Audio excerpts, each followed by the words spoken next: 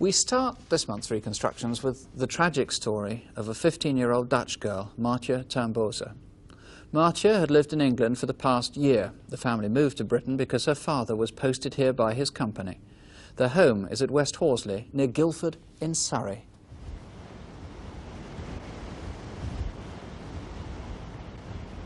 The Tamboezers have lived here in the village of West Horsley for almost a year.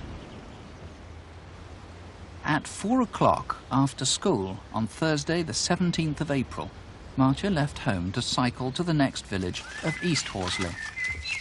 The family was out when she set off, but her sister says Martia wanted to buy some English sweets to take back to the Netherlands on a school trip that weekend.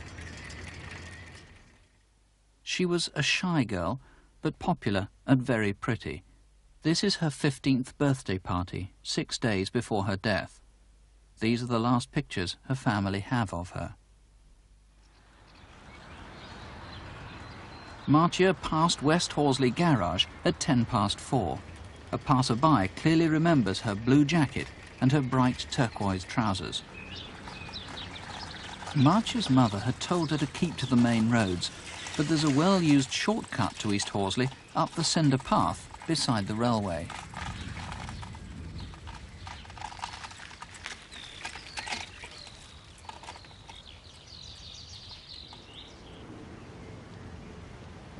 There are no known witnesses from this point on, but someone must have lain in wait.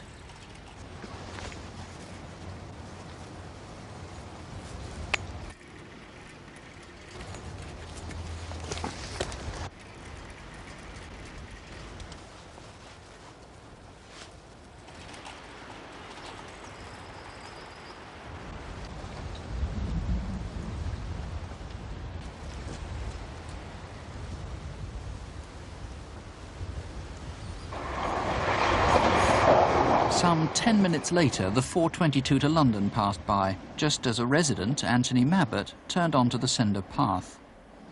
The cord was still in place.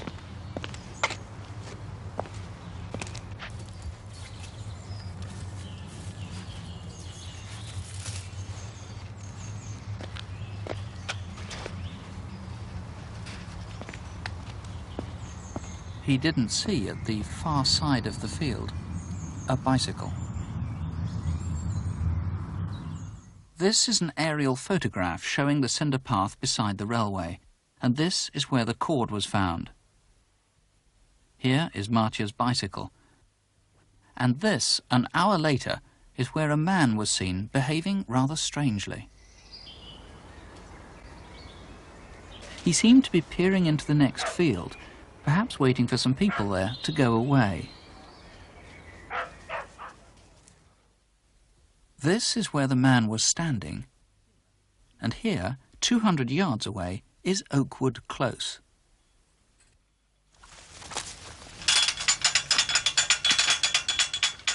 Just before 6 o'clock, a man in a dark blue jacket walked into the close from the fields. A resident remembers seeing him pass her house. Just after 6, 2 neighbours driving home into the close also saw a man in blue. They recalled that he had mud on his right shoulder. He was walking in the direction of East Horsley. 5 minutes walk away is Horsley Station. Just after 6 is peak commuter time, and the man would have been walking against the flow of people. By now, the family was deeply worried. It was not like Martia to stay out without saying where she was. By nightfall, they were frantic. The police had been informed, and friends and neighbours began a search. At 10:30, they found her bicycle. Searchlights were brought in, but by daybreak, Martia had still not been found. At 8:30, 2 gamekeepers out shooting met up with the police. Morning, gents. What are you boys up to? Well, we're looking for a missing girl. Have you been all through the woods, have you? Yeah, we've been shooting all round here. All in this morning? Yeah. Have you seen anything unusual that you've not seen before? They remembered that they'd seen what looked like green plastic sacks just back there in the woods. They went back with the police, and there found Martia's body. And this is where the body was found. Well, this is the man in charge of the inquiry, Detective Chief Superintendent Vincent McFadden. How did Martia die? Martia died as a result of several blows to the head, and she was sexually assaulted. Now, had there been other sex attacks in this area? We would normally expect to find with an investigation like this a number of other incidents which haven't been reported to us. But on this occasion we found only one incident that we know of, and that took place on the Monday, 3 days prior to the attack on Martia. This involved a middle-aged woman that was walking from the medical centre towards West Horsley when a man jumped out of the hedge in front of her and did what we must describe as a war dance. The woman retraced her steps. She was unhurt? She was unhurt. This man was described as 5'8", slim build, collar-length dark hair, 2 or 3 days growth of stubble, mid-blue anorak and blue trousers. Now, of course, that man might be entirely innocent. He hasn't broken the law, so you obviously want him to ring in if he is innocent. But do you suspect that he might be the murderer? Of course, if he is innocent, we would wish to speak to him and would wish for him to contact us. But there is the possibility that he's the same man that was seen in the field. Obviously, if there has been another attack in the area, if any woman has been frightened by a stranger like that, you desperately need them to ring in. Yes, of course. We would ask them to come forward, and their calls will be treated in the strictest confidence. Now, what about the man who, one must assume, was the murderer, who was seen coming out of the fields through Oakwood Close, and we last saw him turning the corner and walking in the direction of East Horsley? Is that the last that we know about him? Yes, he was seen at about 2 minutes past 6 in Ockham Road South. Obviously, he could have gone into a nearby house. He could be a local man. But we do have a sighting of a man at a railway station a little later on at 7 minutes past 6. A man was sitting outside waiting for his wife when this chap described in a blue anorak and blue trousers ran to the booking office door, through a gate because it was locked, up over the bridge. He bumped into a number of people. He's described variously as having a blue anorak or a beige coat on. The train was moving off. He ran towards the train. The guard stopped the train and allowed him to get on. That was good of the guard. Now, what time was that train? That was 7 minutes past 6. So that would fit precisely the time that the man would have been walking down that road. OK, so if anybody remembers, it was they who got on that train, that 6:07 train we're talking about, Thursday the 17th of April. That is correct. And they would remember a train stopping for them.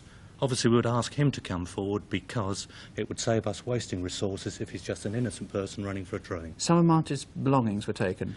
Yes, missing from Martia, in fact, was a purse identical to this. It's Jordache make purse. Inside the purse was approximately £25, a key, and an identical Dutch bank card to this one. This is, in fact, Martia's sister's bank card. Well, there can't be many of those. Now, if people ring with suspicions, are you going to be able to check those suspicions out and rule out people who are innocent? Yes, as a result of the latest laser technology, we do have outstanding fingerprints, we have a minority blood group, and we also have forensic evidence, and we will either be able to implicate or eliminate if people will give us details of any suspects. Mr McFadden, thank you very much. If you can help in any way, the number is 018118055. Please do ring. You can speak to detectives if you prefer at Surrey Police Headquarters. The number there, 0483 65272. That's 0483, the code for Guildford, 65272. Tonight is a case which Hampshire Police have been investigating for the past 16 weeks. It's the murder of an antique jewellery and furniture dealer. 36-year-old Ricky Haywood was shot dead at his flat in Southampton on the evening of Monday, the 16th of October. Detectives have some leads, but not enough to trace who killed him or why. Before his death, Ricky had been trying to negotiate a deal on a farm property just outside Southampton at a village called Cadnam, and that's where our reconstruction now begins. Ricky Haywood dreamed of being a millionaire by the time he was 40, but he'd got into debt. He'd put a deposit of £25,000 on this 3-acre farm he wanted to buy, intending to sell off the land and make a large profit. But he still needed another £55,000 before he could close the deal.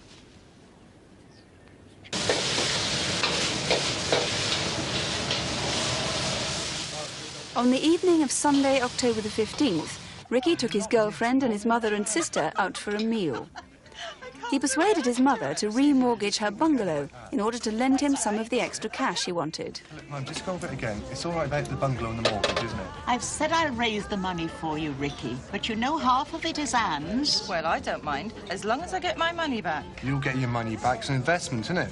We'll see you all right. Ricky was obsessed with his own security. He carried a panic alarm and he'd installed video monitors bleeping continuously in his bedroom, as well as in his jewellery and antique shop underneath the flat.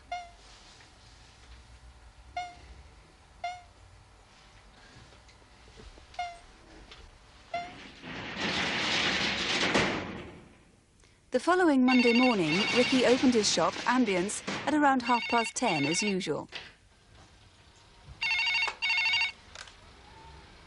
Haywood? Hello, Mr. Haywood. Yeah, hello. Any news? Well, I got my mother's bungalow as part of the package extra. Well, that'll help, but I think... Yes, we got a deal, Ricky yeah? had been counting on making a deal with some financial consultants. Say 12:30. Right. Well, I'll see you about 12:30 then. Yeah, 12:30. Cheers. Bye.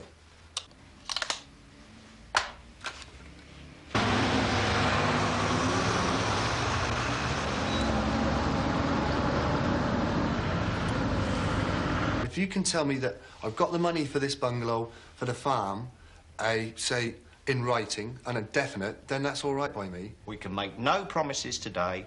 The consultants told police that Ricky didn't take kindly to the news that it would take a few days to arrange things. Well, that is the very best we can do, Mr. Haywood. We'll go back to the office and see what we can sort. Well, that's not good enough, is it? We'll see what we can sort. See you later. Yeah, see you later. Shortly after that, at about 1:30, he got a call from his girlfriend. Haywood? Hi, Rick, it's me. Hello, Leslie. How's it? I don't know what these finance people want from me. What do they say? I still can't raise enough cash, even with Mum's bungalow. I tell you what, Leslie, I'm going up the wall. What about later? Oh, yeah, later, Mia. I think we should knock it on the head for tonight. Why? Yeah, well, I'm so busy, I don't know whether I'm coming or going. Oh. Yeah.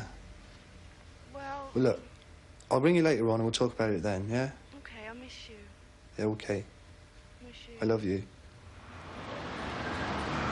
At 5:15, the number 3A bus was passing Ricky's shop. A passenger saw Ricky arguing with a short, fat, bald man. This man has still not been traced. A few doors up, Mr. and Mrs. Chester were clearing up their shop. It was 6:05. Ricky was shutting up his business for the night. A man looking very much like Ricky helped him in with his sign. The police would like this man to come forward. At about the same time, a scruffy man was seen loitering near Ricky's flat. He was acting strangely and carrying something under his arm.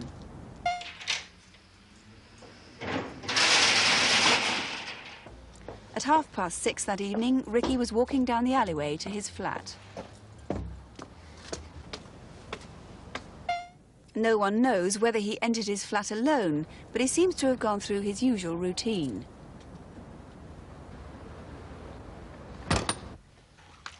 Further up the road, Mr. and Mrs. Chester were still sorting out their shop.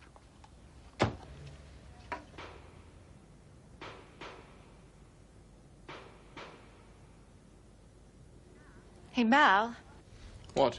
Like gunshots. Rubbish. It's just a car backfiring. Inside his flat, Ricky had been shot at point-blank range. Just about that time, an accountant was arriving to talk business with Ricky. His pronounced limp was the result of a rugby injury. Police believe the killers were still inside the flat. Anyone who saw the accountant outside Ricky's flat that evening could also have seen whoever killed Ricky Haywood.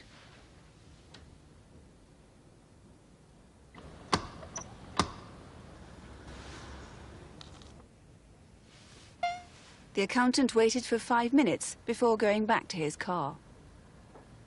Oh, wait, I want a double lock. By this time, the Chesters were leaving. Mrs. Chester noticed a red car outside Ricky's shop. Right, let's go. Okay.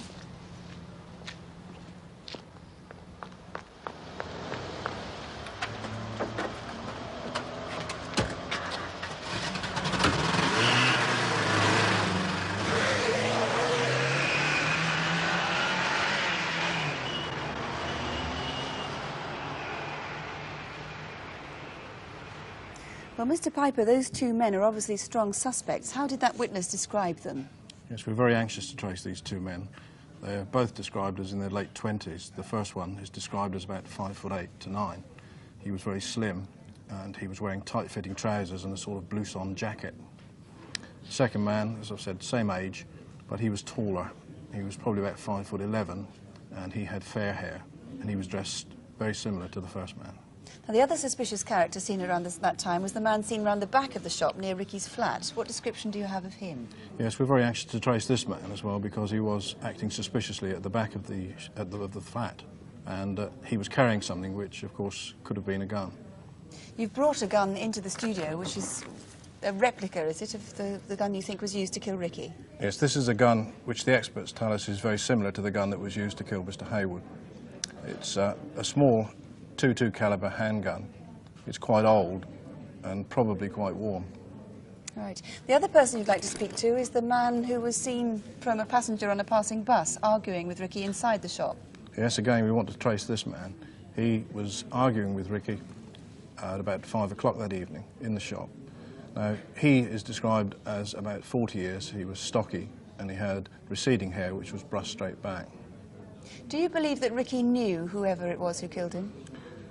Well, Mr. Haywood had bought stolen property, and he mixed with some rather shady characters.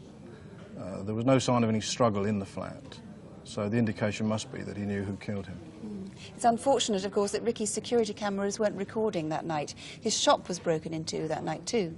Yes, the shop was broken into that night by using, in fact, the keys which were stolen from the flat. Do you know what time that was? Well, we think that was after 7 o'clock that evening. In fact, when the shop was entered, this would have activated a blue light alarm. And this alarm was flashing for some time. We think that it happened before 8:30 and after 7 o'clock. And you believe whoever broke into the shop killed Ricky? Yes, we do. Whoever broke into the shop didn't steal valuable jewellery and cash. They opened the safe, but it does appear they were looking for something specific. All right, Mr. Piper, thank you very much. Ricky's mother has put up a £25,000 reward for this. If there's anything at all you know which might help the police to solve the murder, please do ring us. The number here in the studio is 018118055, or you can ring the Southampton Incident Room on 0703 581111. That's 0703, the code for Southampton, 581111. Now, police are depending on Crimewatch viewers tonight to help them make sense of a murder. Jacqueline Palmer Radford was well liked. She lived with her two sons in the Hampshire village of Eversley near Reading, and her life really revolved around the children. 11 weeks ago, she was found dead at her home. Jacqueline's sons are played in our film by actors and have been given fictitious names.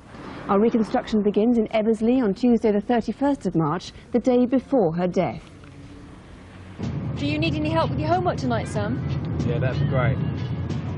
Jacqueline and her husband separated a year and a half ago after 18 years of marriage.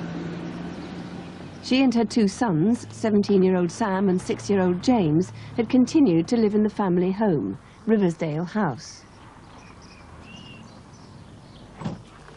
So what do you two fancy for dinner tonight, then? Lasagna or pizza again? Pizza, pizza!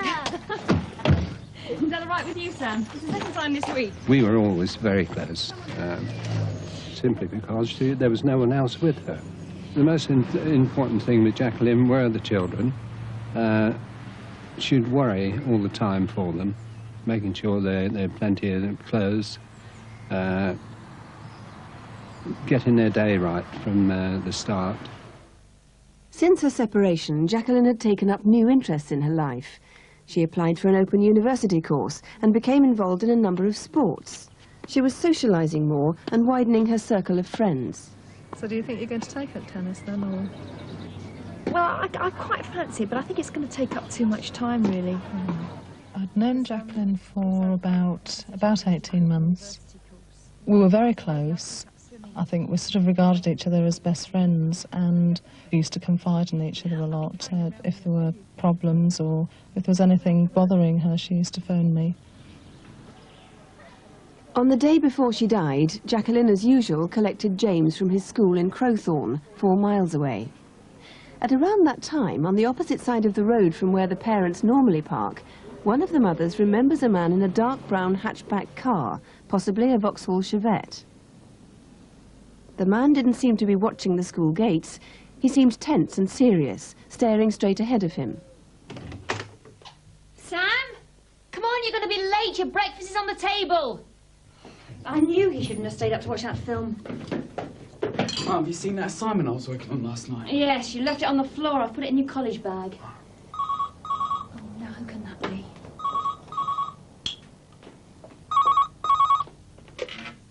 Hello? Oh, hi, Mum. Look, I can't talk now. I'm in a bit of a rush. Yes, we're running late this morning. OK, fine. I'll call you later. Yep, bye. A few hundred yards along the road from Riversdale House is a small office block. The main road through the village is a clear way, and employees arriving for work at about 8:30 that morning remember seeing a stranger in their small car park.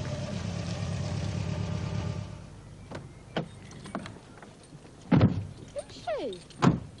Maybe she's a new temp. No, she doesn't start till tomorrow. The first thing I noticed was her green scarf, which was covering most of her hair. She made me think that she didn't want to be recognised. Jacqueline would have driven past the car park as she took James to school just before 9 o'clock.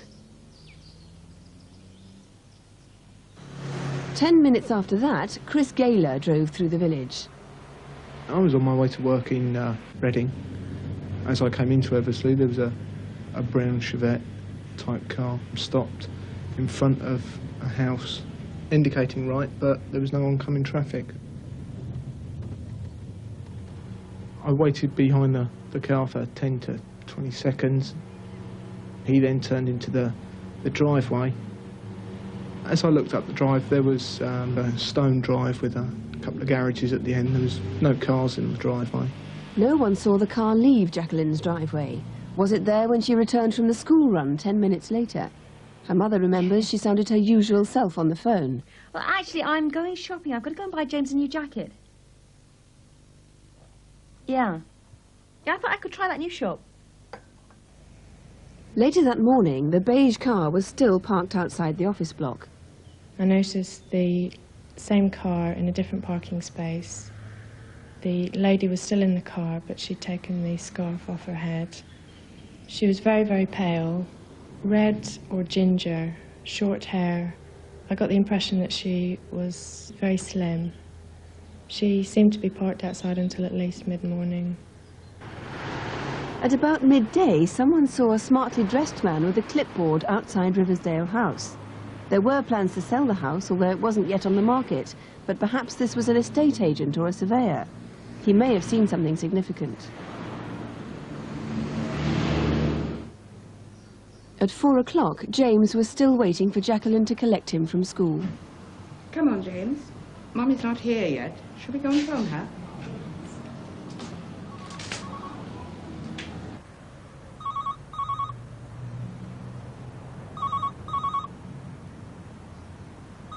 At about 5:30, Jacqueline was found in her home. She'd been suffocated. This is such a sad case. Mr. Long, perhaps we could start with the brown hatchback car, which was seen turning into Jacqueline's driveway. Do you think it's the same one that was seen the day before outside the school? It's possible. The driver at the house may have been a male. Certainly the man at the school was definitely a male. We have a photo fit of that man. He's described as 40 years, sandy-coloured hair, mid-brown, scruffy on the top, wearing a white shirt over a grey pullover. He had a particularly pale complexion and looked ill. Right. Now, what about the woman in the beige car? very important we trace that person. Anybody that would know the identity or the make of the vehicle or knows anyone that's loaned or hired a vehicle of that description to such a person, I'd like to know. Right, remember we're going back to the end of March or the beginning of April. There was the man with the clipboard in the afternoon, which just might tie in with a pen you found in Jacqueline's driveway. It's a fairly common pen that retails for about £30–32 in most outlets. It's a shaper pen with a zigzag design on it. Yes. Something we didn't see in the film, at about 11 o'clock in the morning, a man was seen running near Jacqueline's home. Yes, about 300 yards away, a rather unusual man wearing a raincoat, jogging bottoms, training shoes, carrying a plastic Sainsbury's bag and another bag that looked like an airline bag. If you saw him, you'd remember. Yes, simply like to know who he is. And something else not in the film, in Jacqueline's house, we found an open university prospectus with a name on it, Lawrence Gillam, and a time perhaps, so it looks like 10:40. That's quite correct. The importance of that, she might very well have had an appointment with somebody. We'd like to know who Mr. Gillam is. Please, if you can help, please call us. The number's 081 811 8181 here, or you can call the Basingstoke Police Station direct, and that number's 0256 473 111. That's 0256, the code for Basingstoke, 473 111. Our last reconstruction tonight is the murder of 18-year-old Kate Rackliff. She'd been out dancing with friends at a popular club in Camberley in Surrey.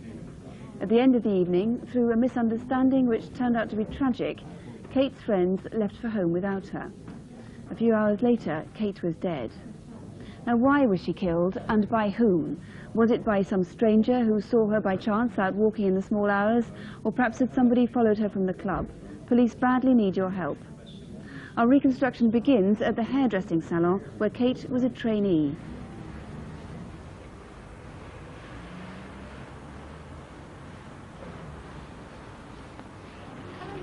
Would you like to take a seat? All the regulars are in. Kate had worked at Bomble's too for nearly 2 years. No, I go on Saturday actually. Should be quite fun. I'm going to Butlins. Alison Glover, who runs the salon, remembers Kate with great affection.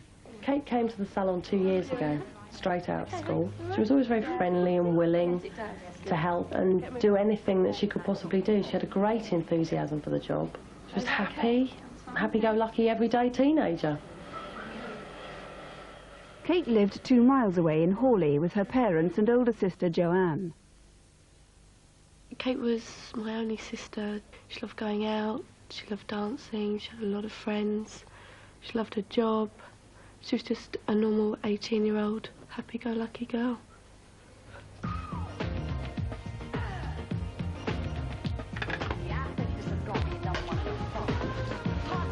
Where's my jacket? Is it ready? Which one? My blue one. It's in there, there you go. Got it.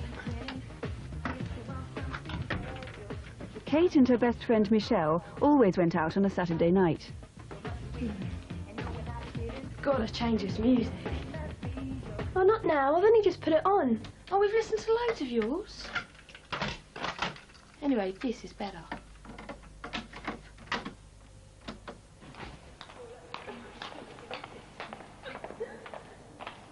Kate and Michelle often went to Ragamuffins in Camberley. It's a popular nightclub and an indoor shopping precinct. This Saturday they arrived there shortly before 9 o'clock. They'd arranged to meet some other friends there. Thanks, Scott. I want to go and dance, though. Come on, Michelle, come and dance. Ooh. Come on. There's hardly anyone down there. Don't worry about it. Come on, come dance. Several people at the club noticed a man in his mid-20s standing alone at one end of the dance floor. He was dressed entirely in black, and he stood staring silently at the dancers throughout the night. Who was he? During the evening, Kate met a former boyfriend, Metin. They'd ended their relationship some 6 months ago, but Kate was still very fond of him. Oh, mine. It's just up the top there, somewhere. Is he still with Dawn? Yeah, boys night out, isn't it? So... Can I have a word with you? Yeah. As closing time approached, the lone man was still standing in the same place. There were 516 people at Ragamuffins that night. Police have spoken to all except 33 of them. If one of those is you, we need to hear from you. No one saw Kate leave the club. She probably went when the music finished around 2 o'clock. Assuming she'd left with Metin, her friends didn't worry about her. In fact, he'd left before her. Police believe she went outside searching for him.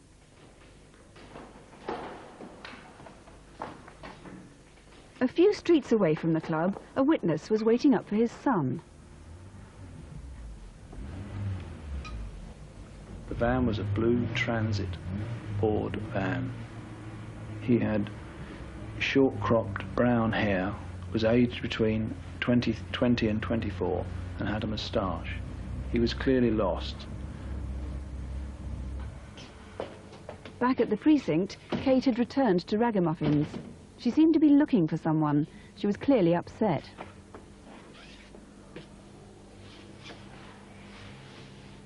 Someone's sitting in front of the nightclub door. Kevin, could you get a move for us, please? Could you also inform the young lady that it's 2:30 and we've got to lock the doors as well? As soon as I saw her, I realised it was the young lady they were talking about on the radio. I was waiting to lock up, and she was one of the last to leave. I asked her to use the automatic doors, but she walked straight past, and I had to unlock the door to let her out. You got a cigarette, please?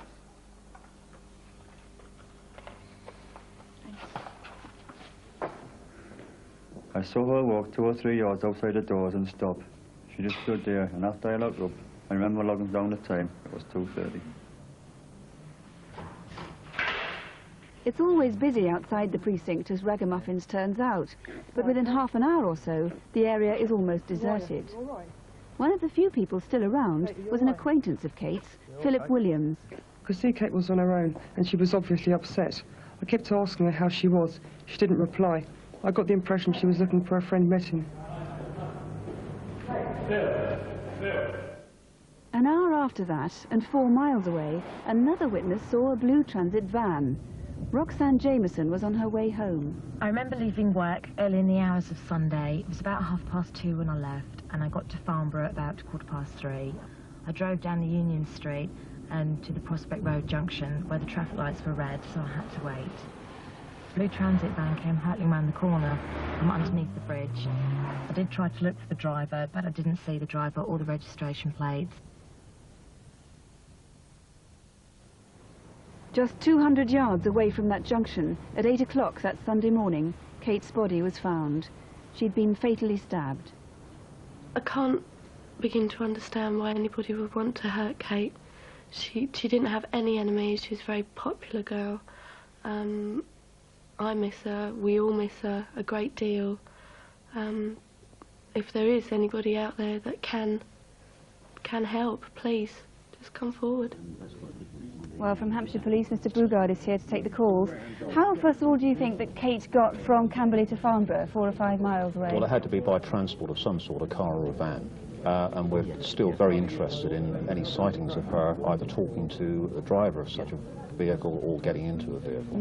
And how important do you think those 2 sightings of a blue transit van are? Quite an old van. They could be important. I mean, in different areas they've been seen, but the one in Park Road, we do have this photo fit of this man, which does help us ask the person who was driving that to come forward.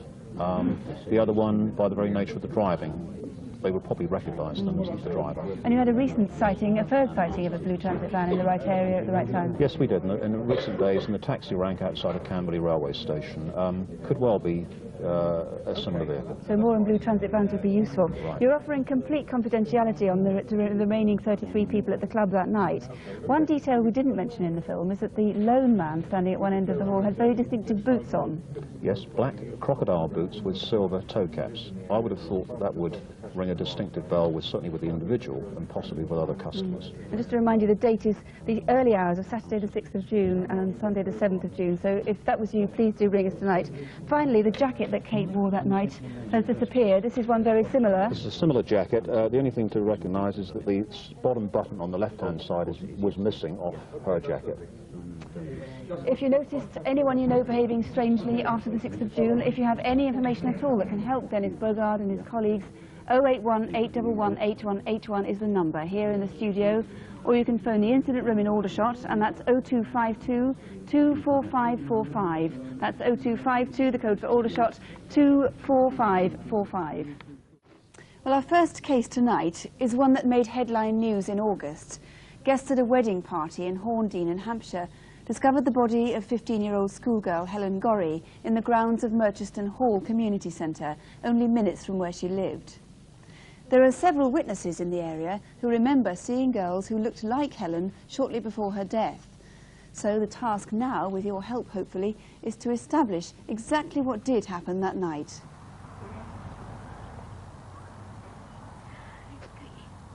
Helen was a sociable girl with lots of friends. She loved being out and about. But more than anything else, she loved spending her time with children and wanted to be a nanny when she left school. Helen lived on an estate nearby with her stepbrother and her mother Sheila. She was a typical teenager, typical 15-year-old. She loved her music, loved dancing, adored babies, and babies adored her. Very bubbly. She had a great sense of humour and personality that everybody loved. I don't think she had an enemy in the world. On the night Helen died, she'd spent the later part of the evening at home with her brother Jamie. What are you making? Cheese sandwich. Make me one. Take your own. Fine. Want some cornflakes? No thanks. 10 minutes walk away from the house is the local community centre, Merchiston Hall, where on a Friday night there are all kinds of social activities. Eyes on one another, didn't you, dear? And perhaps I should have mentioned hands off as well. Horndean Amateur Theatrical Society were rehearsing a play there that evening. It's now about 11:30. I borrowed a video, do you want to watch it? No, I'll watch it later. I'm going to go up now. But a few minutes later, she was back downstairs again.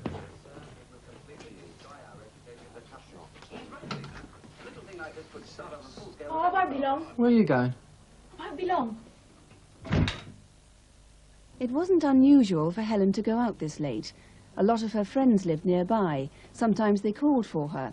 Or she might have seen someone she knew from an upstairs window and gone out to meet them. This is the old A3, or Portsmouth Road, at the junction with Catherington Lane. The main road runs past Merchiston Hall.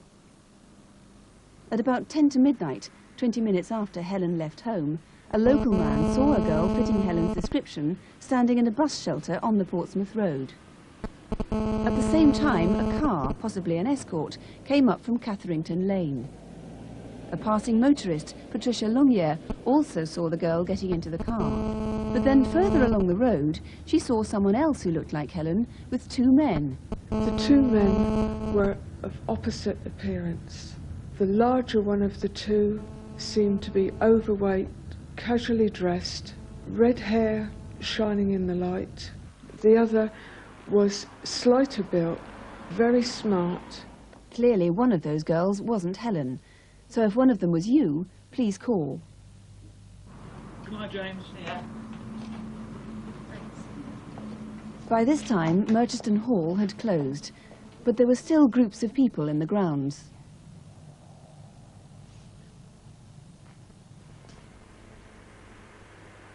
At around midnight, Sheila Good was driving past the hall along the Portsmouth Road. As I was driving along, a man came out of the bushes. I got the impression that he didn't want me to see his face. Some half an hour later, Roger Woods was driving along the same stretch of road. He remembers two men standing several yards apart, but he had the impression they were together. One man in particular caught his attention. What made him stand out is the way he was looking at me, as much to say, oh God, somebody's spotted us. Police believe it may have been around this time that Helen was killed. Her body was discovered the following day. She'd been asphyxiated. So appeals on several sightings there, and several sightings of girls looking like Helen that night, which is a problem for you, really. Yes, it is, and clearly all the sightings cannot be Helen. So we would ask, if you are one of those girls, please come forward and help us to eliminate you. If the girl with the ginger-haired man is Helen, of course, then he is of particular significance to this inquiry. And if not, of course, we need to eliminate them from the inquiry. Yes, sir. Now, there's somebody else you need to hear from. On the Monday after Helen's death, a shop assistant at the one-stop supermarket in Catherington Lane remembers one particular customer. I saw her on the Friday night. She passed me on the street on the corner. It was about 12:30. And I thought, you silly girl, you're only about 15. What are you doing out so late? You been to the police? Oh no. You ought to. Well, yeah, I might. Anything helps? As soon as I mentioned the police, it was a bit shaky. All he really wanted to do was just get away from me. Now, that man's important to you. Why? Yeah, he's vital to us. We don't have a positive sighting of Helen after 11:30 on that Friday night. We don't know where she went, who she met, or what she did. So anybody who can give us a positive sighting of Helen after 11:30 would be of great interest. And that man in particular seems to have, or he thinks he saw her. He needs to come forward to us. He seemed a bit nervous about contacting the police. You can offer him complete discretion. Yes, we can. He can contact us in confidence, and he need have no fear about contacting us. Now, Murchison Hall was very busy that night, as we said. Have you talked to everybody who was there that night? It's Friday the 31st of July. We've spoken to a large number of people who were there, but we know that there were teenagers in the grounds of that hall up until midnight. They have not come forward. It's essential that they do. And again, I'm not concerned why they were in the grounds of the hall, concerned only with Helen's death, and we need information from them. So please come forward if you were in the grounds of Murchison Hall on that Friday night. Could be vital. A witness has also told you that a blue Ford Fiesta was seen parked in the area. Yes, at about midnight, a metallic blue Ford Fiesta was actually in the grounds of Murchison Hall and may have been associated with two teenage lads who were there. No real description, except they were probably wearing blue jeans. But again, that car could be quite crucial. If you know who the owner of that car is, or if you are the owner of that car, please come forward. Right, well, if you were in Horndean that night, if you saw any of those things, it was late Friday the 31st of July and right into the small hours of Saturday the 1st of August. If you think you can help at all, you can ring us here on 081 811 8181, or you can call the Havant police station. That's on 0705 321111. That's 0705, the code for Havant, 321111. Centre. All the indications are that 3 months ago in London, a man was ambushed and fought back against attackers. How could that have happened without anybody seeing it or hearing it? Detectives from the Met have been presented with statements and other evidence that on the face of it simply don't add up.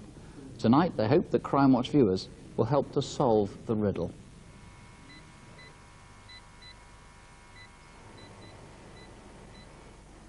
Robert Jones was doing tests for methane gas on a waste disposal site near Redhill, Surrey.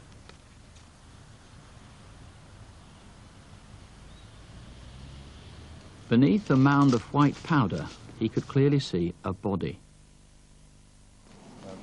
The powder turned out to be a form of lime, presumably placed there to hasten decomposition, but it actually protected or mummified the body.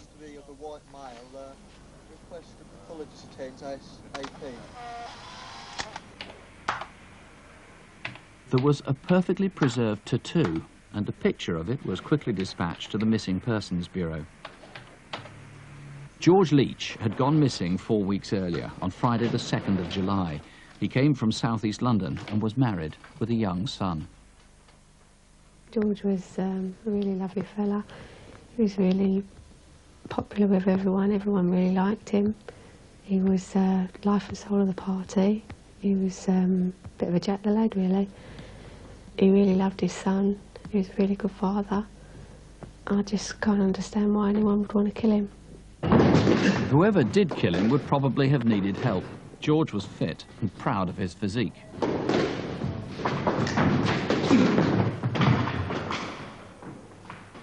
That's mine. Have a double or nothing. Told you I was odd, didn't I? George had been without a regular job for several months and spent a lot of time at a club known as The Bar in Beckenham, which he'd helped his brother-in-law, Martin, to establish. He was trying to organise a hen night for the following evening. Oh, come on, it's going to be great.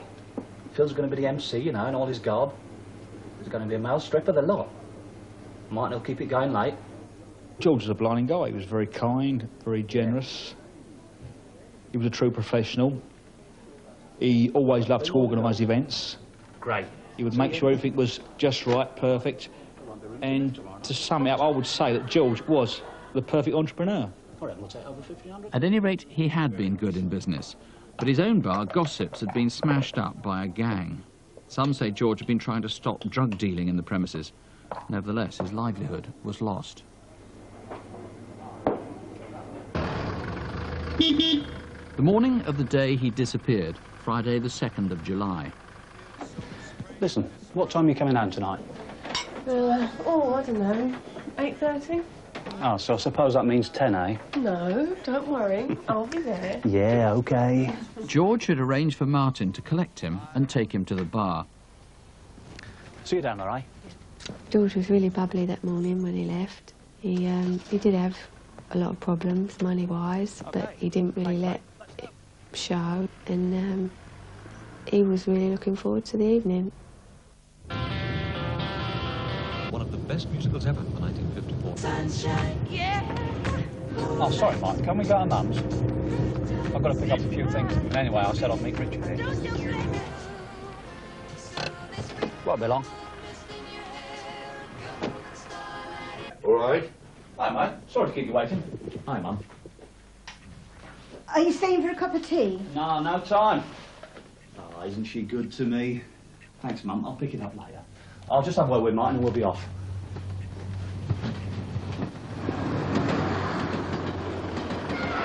I'll see you down the bar. I want to have a chat with Richie. OK, mate, see you out there. While Martin drove off to the bar, George set off with Richard.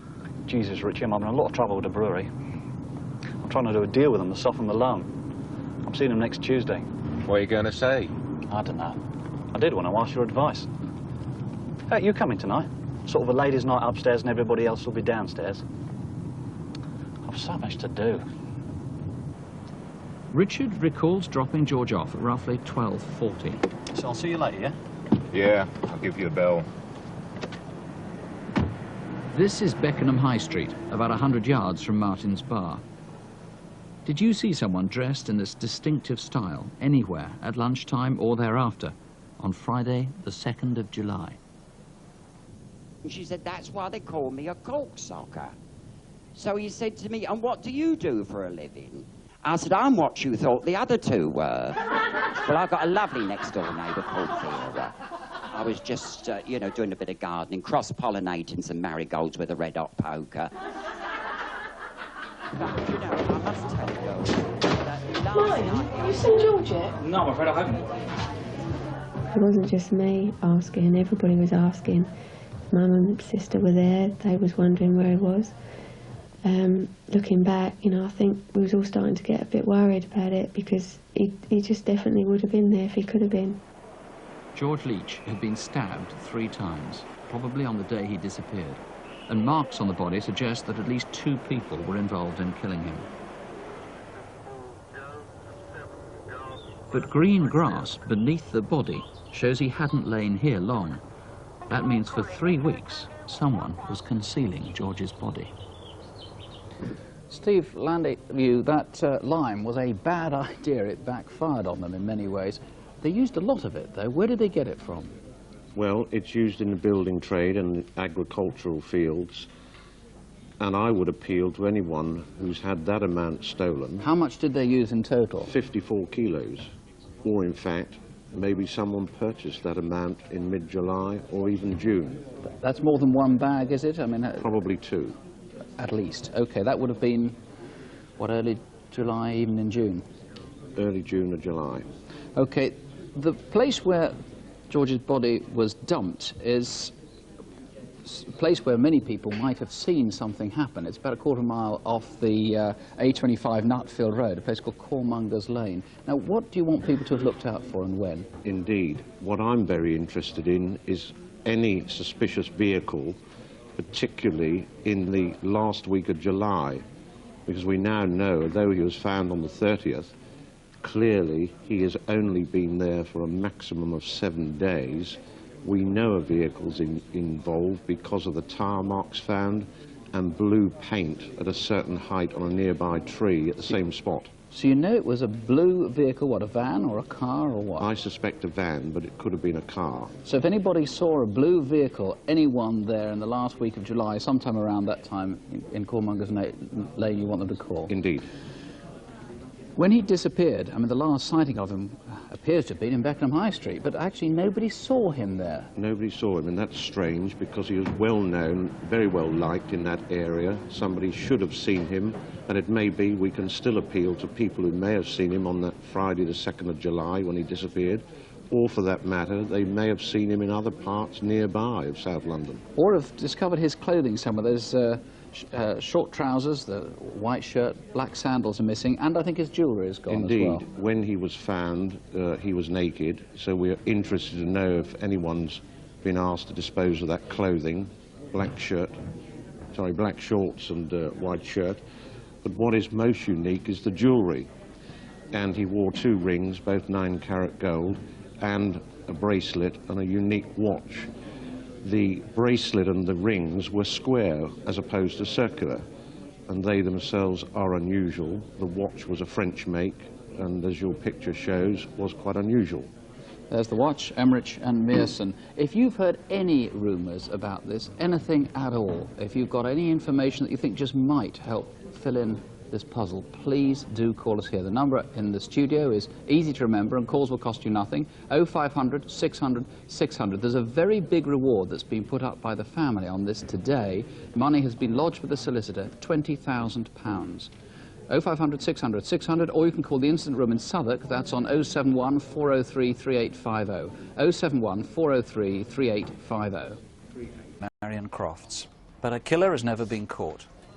Then, last autumn, came a scientific breakthrough that's unlocked new evidence, and tonight, at long last, prompted by what you're about to see, someone might just open up their heart and call in with their suspicions. The body of Marian Crofts was found in the woods near the Basingstoke Canal at Farnborough. A shoe and sock.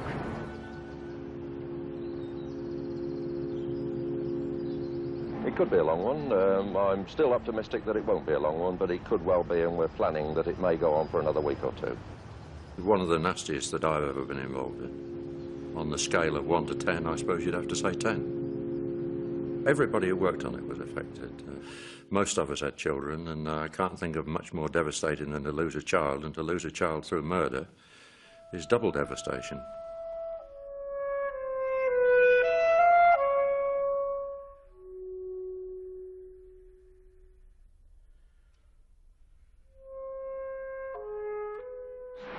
Still don't understand how a girl can go off in the middle of the morning and ride a bicycle and not come back. Makes you wonder upon what Marion would have been like.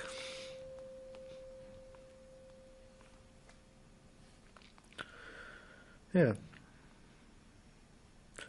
It wasn't to be.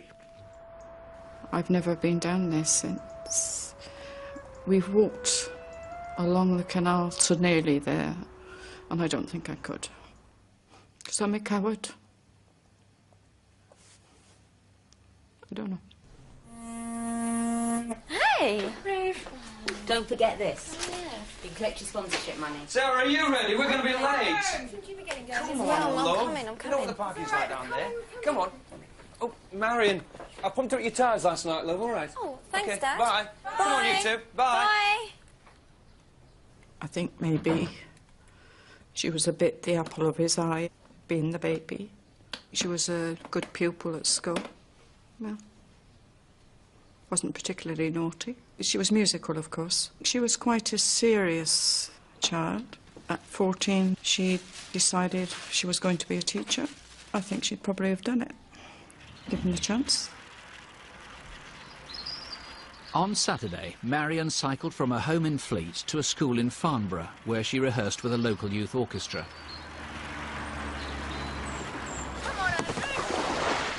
Yeah.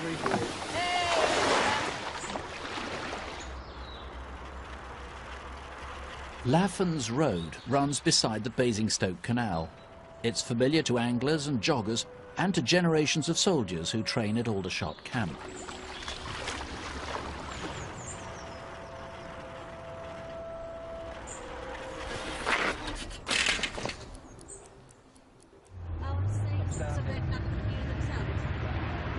Yeah. Did you see that? Strange place to take a bite. Strange place, isn't it? Yeah.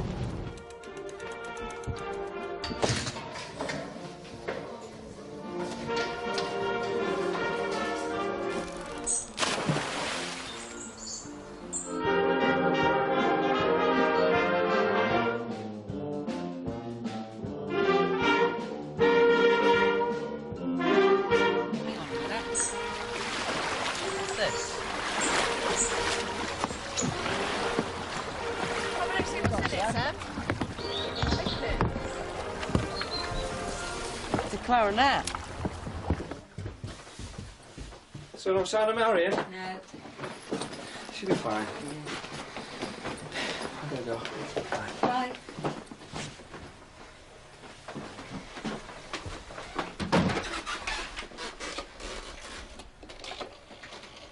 I rang the home of the little girl who would have gone with her. Hello, it's Marion's mum here. Did she come back with you? And her mother said that Marion hadn't been there at all that day, and that was when we got worried.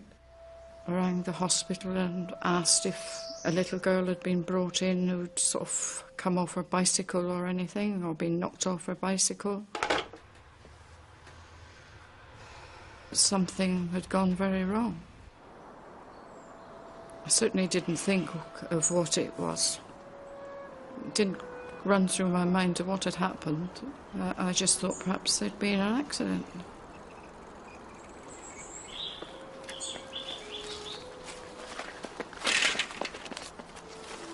It's Marion's. It's her sponsorship form.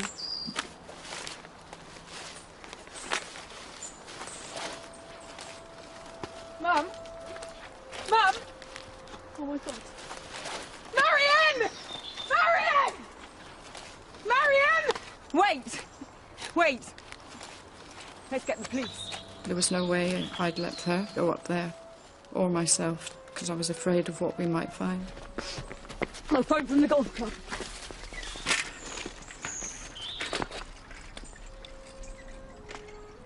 Marion was so well hidden, it took a police dog to locate her. Her body had been camouflaged with brambles and undergrowth. She'd been raped and battered on the head. What in life can be worse? If only I'd taken her that morning. If only I hadn't gone and played cricket. But you have to live with that. Every day.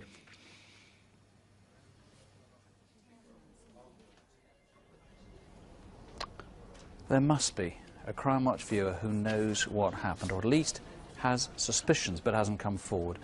Perhaps because they fear they could be wrong. Maybe somebody covered for a friend. And did anyone ask you to tell a white lie, to give them an alibi? Do you know someone who was in Hampshire in the summer of 1981, perhaps at the Aldershot army camp, or just nearby, that raises suspicions in you? Did his behaviour alter at the time? Has he been uncomfortable watching the reconstruction? Now, with DNA evidence, any name can be easily and emphatically ruled out. Just tell us who.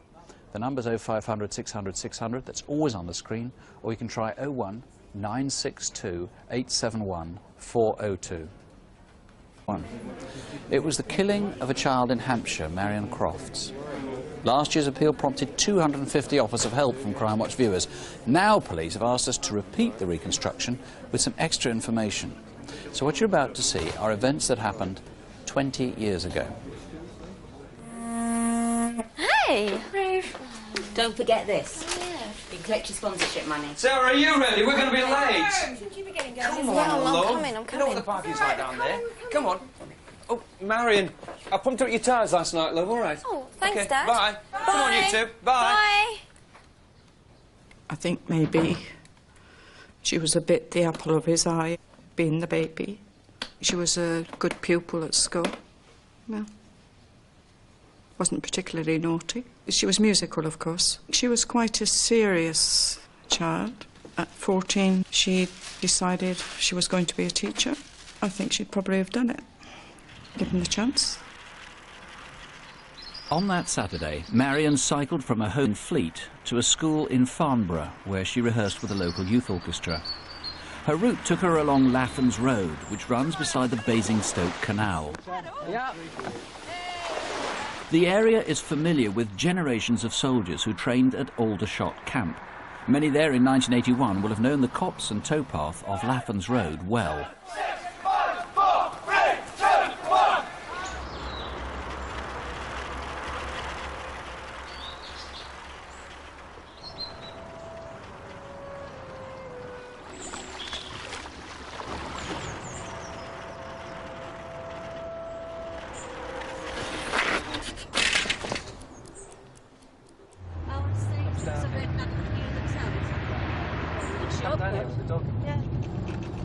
Did you see that? Strange place to take a bite. Strange place, isn't it? Yeah.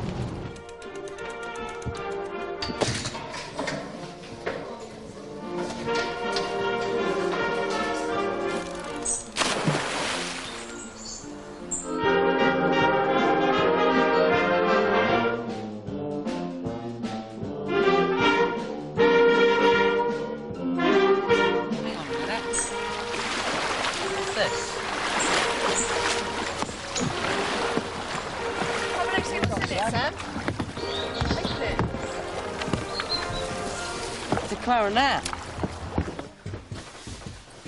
So no sign of Marion? No. She'll be fine. I'm gonna go. Bye.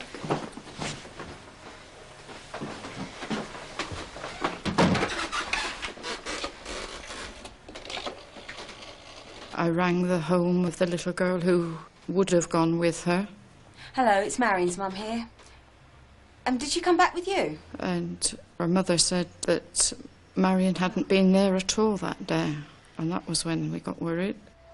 I rang the hospital and asked if a little girl had been brought in who'd sort of come off her bicycle or anything, or been knocked off her bicycle. Something had gone very wrong. I certainly didn't think of what it was. It didn't run through my mind of what had happened. I just thought perhaps there'd been an accident.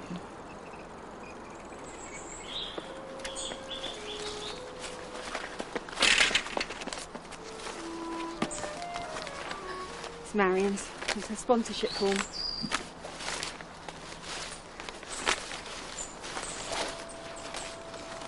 Mum? Mum? Oh my God. Marion! Marion! Marion! Wait! Wait! Let's get the police. There was no way I'd let her go up there, or myself, because I was afraid of what we might find. I'll phone from the golf club.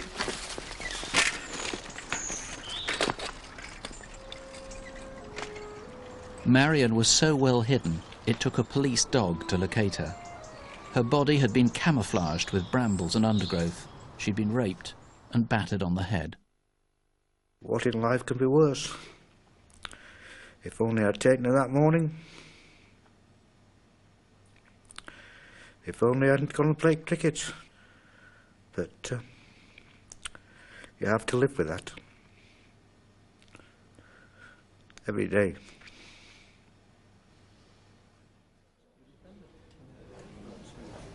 If you phoned on this a year ago, thank you very much indeed, but all the names offered then have been checked out and eliminated.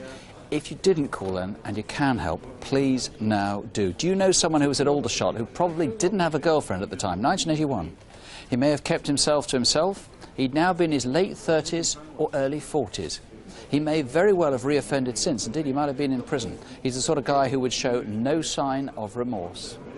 There's DNA, so it's easy to identify the culprit. Please call us here or call the incident room 01962 871 402. A week of intense news coverage and fevered speculation, Millie Dowler's disappearance seems completely mystifying. All we can hope for tonight is that someone who sees this reconstruction will see something that maybe didn't seem important at the time. This is a heartfelt appeal to everyone who was in Walton-on-Thames a week ago. I think, perhaps ask you to describe Amanda. She's a bright, intelligent, witty, loving daughter. She's, lovely.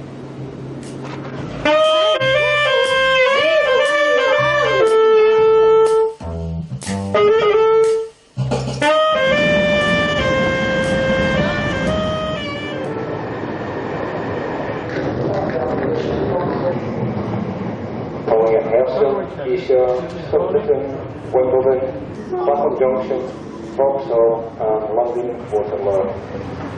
There were plenty of people who saw Millie coming home from school. At roughly 3:15 to 3:30, she went for a coffee and chips with friends in a regular haunt for school kids, the Station Cafe. Nah, Gareth definitely. Gorgeous. His song is so much better, he's going to knock him off #1 this week.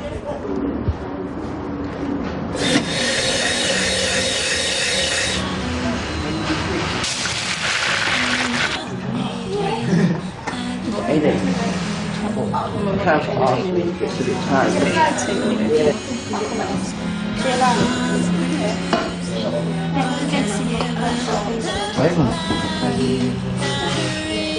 Oh, that monster seems a bit handsome. I thought it was supposed to be really good. Popular person? I've got to be my dad though. My phone's out of credit. Can I borrow yours? Of course you can. Thank you.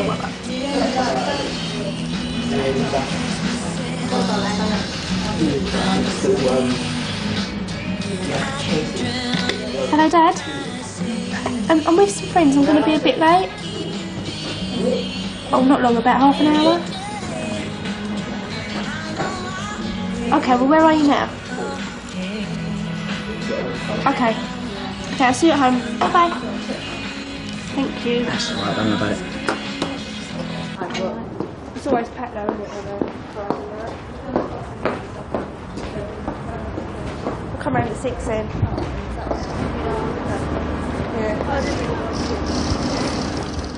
Millie's home is a 15-minute walk towards Hersham, starting down Station Avenue and following a busy main road all the way.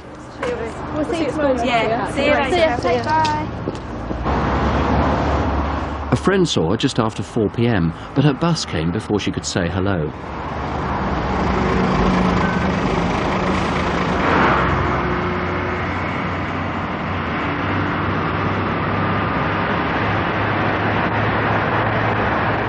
Look carefully. A 13-year-old with white blouse, grey skirt and a beige rucksack. You may not have seen anything dramatic, just a car stopping you assume might be her parents. Anything. Because this is where Millie simply disappeared. Sally, it's your birthday today, and let's hope, beyond hope, that it's a happy one, turns out a happy one, whatever happens. Obviously there's an opportunity that Millie's still alive. She's just decided to go off, something happened, and she's watching this. I think in your heart you now accept she's likely to have been abducted, is that right? I think so. I think we'd like to think that she'd run away, but it's, yeah, I can't believe it really, and I can't see if she, sorry. I can say, if she was abducted as you fear, it's quite likely whoever did it will be watching this. Yes. What would you say to him if he's watching now?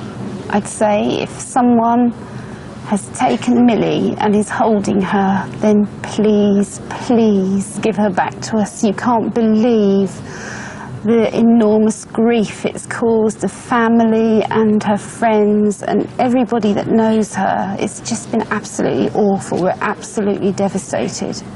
And so please give her back to us. And if the worst has happened? And if it's the worst that's happened, then just also I'll appeal and say, can you give us some sort of signal what has happened so we know and can get on, basically, move on.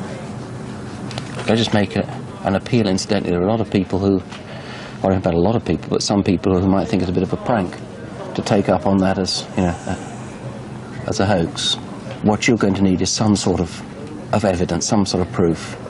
For her to have disappeared, I mean, it seems almost that she must have got into a vehicle. Mm. Is she the sort of girl who would ever get into a car driven by a stranger? I think neither of us believe that she would do that. It's most unlikely. So either, if she was abducted, she was picked up by somebody she knew, or else there would have been a struggle. Yes. You can only believe that. So, if anybody saw anything, they were driving down that road, I've driven that road many times, if they saw anything at all, just driving down that road, please call us. You're talking about Ryden's Road? Well, I'm talking about Station Avenue. Yep. Because that's where she was last seen that we're aware of. Right. Do you want to hear from everybody who was there between, what, 4 and 5 o'clock last Thursday? Yes, I do, because we need to build a picture, and only by knowing who was there at that time will we build that picture. So I appeal to anyone who was in that area around that time in the afternoon to call us. We've seen what she was wearing, that white blouse, the grey skirt, she had the beige knapsack. What was in the knapsack? There was a small pencil case. There was also significantly a small white wallet, plastic. That had a small red heart in the top right-hand corner of the face, which is quite significant. As well as that, she had still her Nokia phone, and that was silver in colour, blue on the back, and had in indelible ink Millie written on the back. In addition to that, we know that she had a set of house keys. Now, they had a fob which was in black and yellow, and that fob consisted of a bottle opener, so we know that she had those. As well as that, she was wearing a small silver chain, which was 20 inches in length. That had a pendant, which was a fairy or nymph in 3/4 profile, about 1 inch high. And she also had 2 silver rings, one which was damaged. Now, we would appeal, obviously, for anyone, not only who's seen Millie, but who's seen that property, should it be lying anywhere, please to let us know.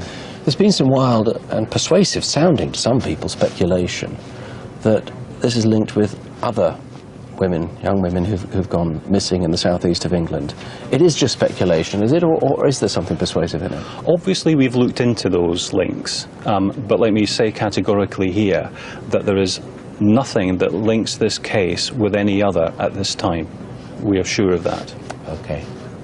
Well, Millie, if you're watching, or if anybody's watching who saw anything, or who was in that area at the time, for heaven's sake, please, please ring.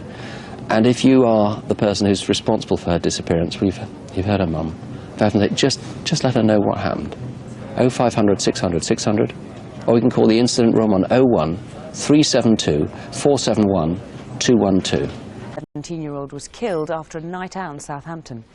In that time, police have found some significant new clues. And this evening, as we reconstruct the night of Hannah's death, we can tell you about some of these new leads. See if you can help find Hannah's killer.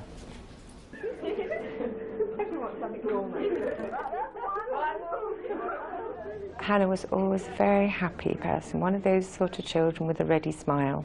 And she's just, you know, that expression people say about flourishing into a young woman, that was what we were witnessing. It's just the sort of girl that you just always felt very proud of. I first met her in Year 7 at school. She was lovely. She was just always there for me if I needed her, and she was a great listener and would help me if I had any problems or anything. It's okay, I'll have to take for sure. We decided we'd go out on the Friday, so we got ready together. Can I get a double vodka and lime and lemonade? Yeah, that's yes. Can I get 2? Yeah. And that was all we had for the whole night. We didn't have anything else to drink. What? Cheers. That Friday, it was Comic Relief, and a local band called Afterglow were playing in the bar downstairs. But Hannah and her friend Helen went to sit outside. I know, they're so good. She was currently studying for the 4 A-levels, and she'd just had a set of results which were straight A's again. Have you guys heard back from the unions yet? Yeah, I heard back from a nursing one in Leicester. Oh, we're going to do nursing? Yeah. Oh, right. I'm going for medicine. She did a week's work experience in hospital last summer, and she just adored it, thrived on it, and that just confirmed for her that that was definitely what she wanted to do. All right, then I'll see you later. Okay. See you. Are we going to make a move? Yeah. We decided to go to the So Bar to see if there were any of our other friends down there. Go to Lennon's on. They only spent 10 minutes in the So Bar. Hannah and her friend had then planned to go on to a club, but decided against it. We were going to go to Lennon's, but we decided not to because everywhere had been really empty, so we didn't think any of our friends would be there. Should we just not bother? Oh, yeah, okay, come on, let's go home. We walked through Portsmouth, which is just full of shops, and we walked along a main road, so there's normally quite a few cars passing. And then we waited at my bus stop, and then when we saw it in the distance, Hannah said that she'd start walking now, so we said goodbye. Bye. Bye. Police need to speak to anyone who got on at that stop or who was already on the bus.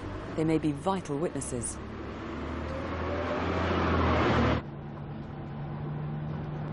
I could see her just approaching Shaftesbury Avenue, and she turned around and waved at me, and I waved back. Hannah's short walk home should have taken her down Shaftesbury Avenue, Richmond Gardens, and onto Grosvenor Road. We don't know how far she got, but a witness heard screams and the sound of a car. It's the not knowing what she's been through, and the imagination, and just knowing how frightened she must have been at some stage, and we can't get beyond that. At 11 o'clock, Hannah dialed 999. She never spoke to the police operator, but her conversation with a man was recorded. She may still have been on the street, but the police think it's more likely she was in a car and dialling without her abductor's knowledge. I instinctively knew that there was a problem when I woke on Saturday morning. She'd never, ever failed to communicate. Once she came home later than we anticipated, without telling us. She could see how worried we were about it, and after that she always made sure that if she was going to be late, if she was going to go later than she told us, that she got in contact. It was a very, very terrifying and frustrating day, because we knew Hannah.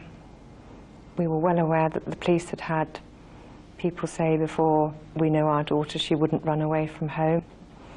And it was just one of rising panic. I actually wanted to physically go and smash down all the doors in the neighbouring houses, and it was just a very long, very terrifying day. By the time I went to bed on Saturday night, I was certain that she was dead. And Sunday was just a numb day, I think is the only way I could describe it. On Sunday afternoon, Hannah's body was found 4 miles from her home.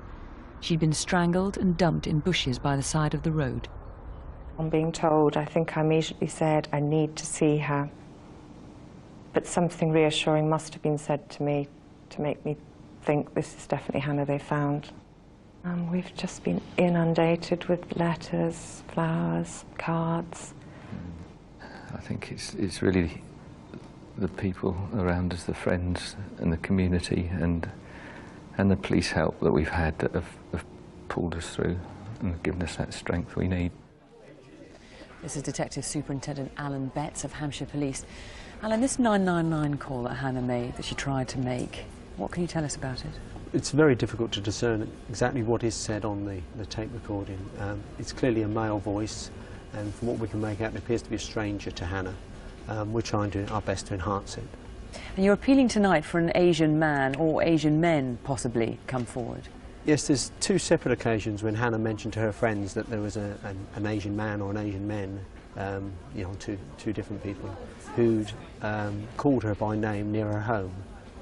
We're just trying to identify who they are. It's quite possible or probable they have nothing to do with this offence. What can you tell us about a motive for Hannah's murder and how she died? Well, we now believe that the motive was sexual and that she was strangled and left in Allington Lane after she'd been killed somewhere else. We're appealing to anybody who might have any idea of where she may have been assaulted. It's possible she was taken to a lover's lane or a dark area, and members of the public might have seen somebody there and dismissed it as a lover's tiff or something like that. So it was after 11 o'clock on that Friday night, which was Comic Relief Night, of course. That's Someone right. may have heard something strange, may have seen something. Now, the new lead, or one of the new leads you've got tonight, is this connection to Southsea in Portsmouth. Yes, I mean, it's about 25 miles away from Hannah's home. We found her bag at a glass recycling centre in Portsmouth. and we now believe that it was left in a bottle bank in Southsea somewhere after 6 o'clock on the Saturday morning. And someone was seen putting what we believe was Hannah's bag in a bottle bank there. Yes, we've got a vague description of a male seen putting a cloth material, which would appear to be Hannah's bag, in a bottle bank that morning, and we're obviously trying to find out who that might be. It may be there's a perfectly innocent reason for putting it in. Somebody found it and put it there, so we obviously appeal to anybody who did put a bag in a bottle bin to come forward. So the thing is, who do you know who had a reason to be in Southampton at around 11 o'clock on the Friday night, and then had a reason to be in Southsea in Portsmouth between 8:30 in the morning the following day, the Saturday morning? If that gives you any ideas, if you have any clues, call us here in the studio. The number is always on the bottom of the screen, 0500 600 600, or call the Instant Room on 01256 406 469. You can also email us. Just go to our website at www.bbc.co.uk/crime. The victim's widow is counting on you tonight. Micky Little was a lorry driver from Essex. There were 400 mourners at Micky's funeral.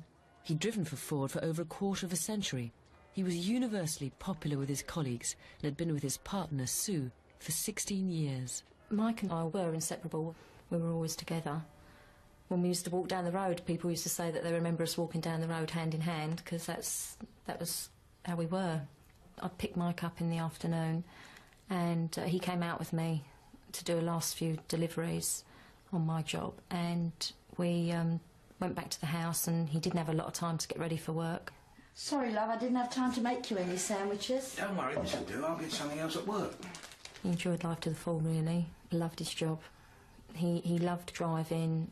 He loved being behind the wheel of his lorry. Love you. Take care. Yeah, you too. See you in the morning.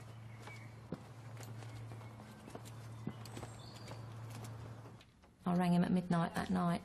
I always ring him before I go to bed, just to say goodnight, make sure he's okay.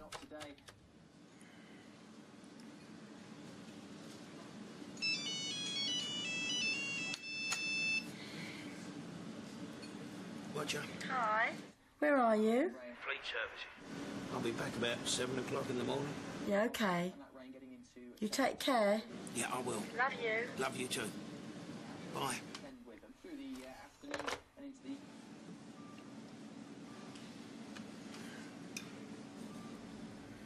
That was it. That was the last time I spoke to him.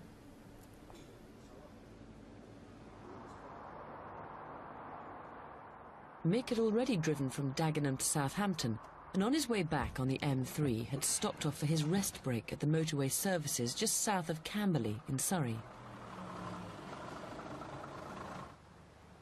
Meanwhile, in Camberley itself, in Brackendale Road, someone tried to steal a car.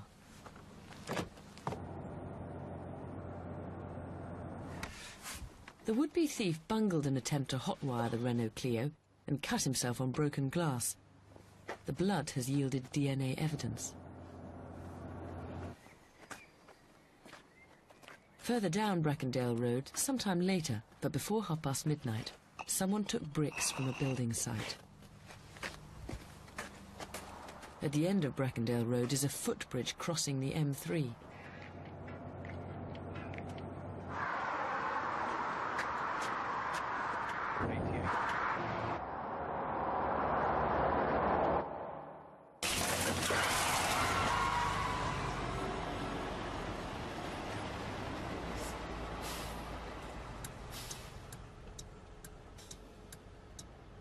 After the initial shock of an object coming through his windscreen on a dark motorway with very little traffic around, the fear that must have gone through the guy and the absolute physical shock, for him then to bring his Arctic to a halt, fully on the hard shoulder, is just an absolute amazing feat. It was over 3 hours before he was discovered. We pulled up behind Micky's lorry, and I got out, went up to the passenger door of the lorry. Could see the driver was sort of slumped over to his left. My first thoughts were that he was having a quick nap, so I banged on the door, got no response, went round to the driver's door, And really from that point, when I had a really close look at Micky, I could see that something was drastically wrong. I climbed in the cab. I took his pulse and his wrist and his neck. There was no breathing, no pulse. He's dead. His window's been smashed. You better call an ambulance. I miss him dearly. The fact that he was taken the way he was taken, it was just so senseless and unnecessary, and it was just such a waste of a life. I can't believe that no one has come forward, because they've just totally ruined my life. Oh, with me is DCI Graham Hill from Surrey Police. Graham, it's so tragic, this case. We showed only one man throwing the brick. I mean, it's feasible it could have been a group of people. Yeah, I think when the Renault Clio was found, all 4 doors were open on that vehicle, so it suggests that at least more than one person were involved. And we strongly suspect that the theft of that vehicle is connected to the death of Michael Little. Now, you're bound to find the people who tried to steal that car in time, and we showed someone tried to hotwire and got blood on their hands, and you've got DNA from that car, so you're going to get there in the end, don't you? We've definitely got good samples of DNA, and I would urge viewers to ring in with people that they think may have been responsible for the theft of the vehicle. We can eliminate those people very quickly from our inquiry. Now, a car being broken into is a crime, but nonetheless, in comparison to a murder, and this is in a murder investigation, it's a pretty minor crime. What would you say to people who may have been involved, perhaps, in trying to nick that car, may have some idea of what went on that footbridge, but who haven't come forward yet? Well, I would say to them that we are focused on the murder of Michael Little. We want to identify the killer of Michael Little. If they were involved in any other part of what went on that evening, they need to come forward and explain what they did. We will listen to their account, and we will make a decision on our actions based on their account. At the end of the day, there is a substantial reward of £25,000 on offer for information leading to the arrest and conviction in this case. I suppose it is possible that they may not have realised quite how serious it was. I mean, what in fact happened is, as that brick went off the bridge, it hit Micky's cab, went through the windscreen with such force that when it hit him on the chest, it stopped his heart and he died almost instantly. Now, whoever was, if there were people with the person who threw that brick on the footbridge, perhaps they didn't realise quite how serious it was. If that's the case, then they need to come forward and tell us. We need those people to come and give us their account. At the end of the day, if they're covering up for other people, then they're committing serious offences in their own right. So I'd urge them to think very hard and contact us and give us an account of what went on that night. Now let's just remind people of the actual footbridge, where it was, because that's absolutely key to the investigation. Yeah, the footbridge is located between Junction 3 and Junction 4 on the M3 motorway. It stretches between Camberley and Frimley and is accessed by Brackendale Road, where the car was broken into. Now, what we want to know is if you know anything about what happened on that footbridge, or perhaps you were driving along that night and you saw something, or maybe someone tried to lob something off the footbridge onto your vehicle. If you know anything about this crime at all, give us a call. The number's 0500 600 600, or you can call the incident room on 01306 676 329.